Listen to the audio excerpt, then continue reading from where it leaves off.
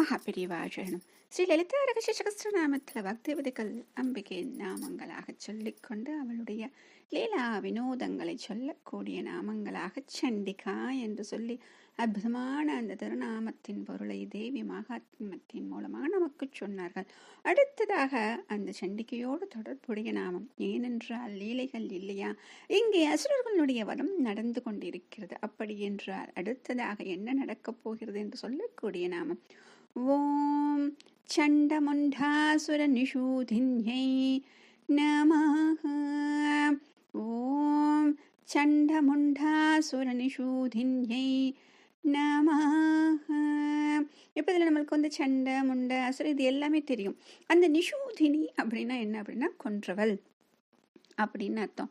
அப்ப சண்டன் முண்டன் என்னும் இரு அசுரர்களை கொன்றவள் அப்படின்னு சொல்றது. நம்ம இந்த சண்டன் முண்டன் யார் அப்படின்னு நமக்கு தெரியணும் இல்லையா. சண்ட முண்டன் அப்படின்னு சொல்றது வந்து சும்பனி சும்பன் அப்படின்னு சொல்லிட்டு அசுரர்கள் சொன்னோம் இல்லையா.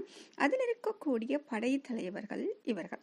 அப்ப இவர்கள் இருவரையும் கொன்றவளாக இவள் இருக்கிறாள். இவர்களை பற்றி சொல்லும் பொழுது சண்டன் என்பவன் நல்ல மூளை வலிமை பெற்றவன், முண்டன் என்பவன் அந்த அளவுக்கு மூளை வலிமை கிடையாது, உடலில் வலிமை பெற்றவன் என்று பெயர். அப்ப இப்படி நம்ம வாழ்க்கையிலேயே நம்ம பார்க்குறோம், சில பேர் மூளை பலம் நிறைய இருக்கும், சில பேருக்கு உடல் பலம் இருக்கும். ஆனால் இந்த ரெண்டு விஷயத்தையும் எப்பொழுதும் நம்ம நல்ல விஷயத்துக்கு மட்டும் தான் பயன்படுத்த வேண்டும். அது இல்லாமல் இவைகளை கெடுதலான விஷயங்களுக்கு பயன்படுத்தும் பொழுது நாம் கூட அங்க சண்டை முண்ட அசுரர்களாகத்தான் மாறிவிடுகிறோம் அப்படிங்கிறத நம்ம ஞாபகம் வச்சுக்கணும். சரி, இப்ப தேவி மகாத்மியத்துல இவங்களை பத்தி எப்படி சொல்லுது அப்படின்னா 7வது அத்தியாயத்துல தான் இவங்களை பத்தி சொல்றாங்க. சண்ட முண்டர்களை அழுத்தது பற்றி இதுல சொல்றாங்க. அதுல ஃபர்ஸ்ட் ஆரம்பிக்கிறப்ப எடுத்தோன்ன சண்ட முண்டர்களோட சண்டை வராது.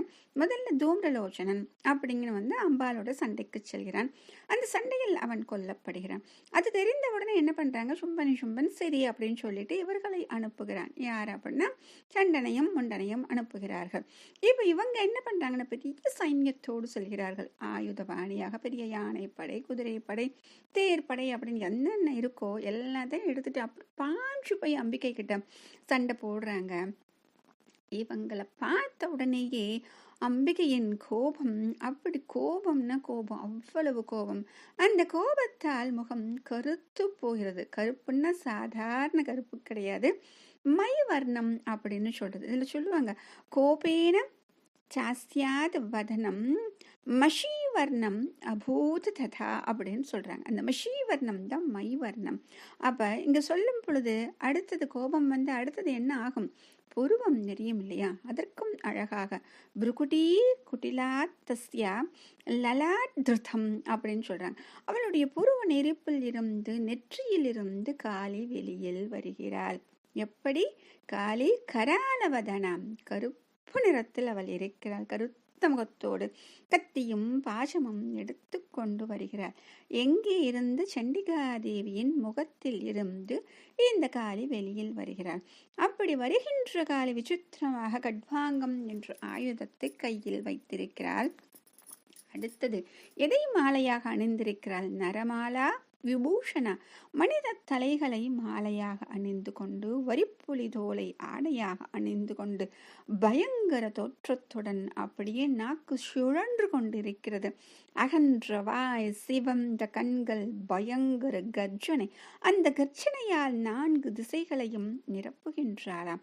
இப்ப நம்ம பார்த்தோம் இல்லையா மகாகிராசம், அப்படி அந்த மகாகிராசாவாக அவள் முன்னால் இருக்கக்கூடிய யானை படை, குதிரை படை, தேர்ப்படை, அங்கு இருக்கக்கூடிய ஆயுதபாணியாக இருக்கக்கூடிய வீரர்கள் யாரெல்லாம் இருக்காங்களோ அனைத்தையும் திரட்டி ஒரே வாயில் போட்டுக் கொள்கிறாளாம்.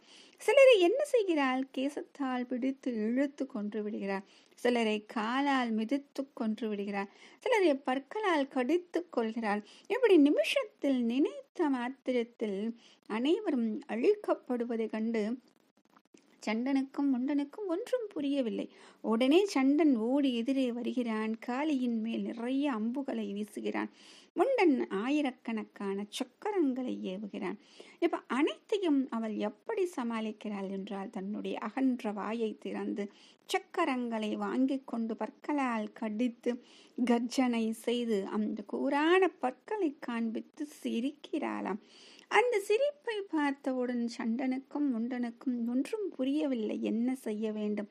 அந்த திகைத்த அந்த கணத்தில் அவள் தன்னுடைய சிம்மத்தின் மீது ஏறி சண்டனையும் முண்டனையும் தன் கத்தியால் அப்படியே சிரச்சேதம் செய்து விடுகிறார்.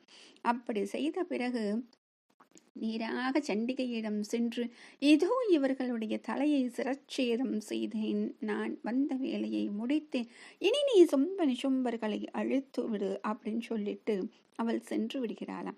அப்படி சென்றவளை பார்த்து மகிழ்ச்சியோடு சண்டிகாதேவி சொன்னாலாம், சண்ட முண்டர்களின் தலையை கொய்ததால் இனிமேல் சாமுண்டா என்று பிரசித்தி பெறுவாய் என்று கூறினாலாம். அப்படிப்பட்ட இந்த நாமம்தான் சண்டமுண்டாசுர நிஷூதினி.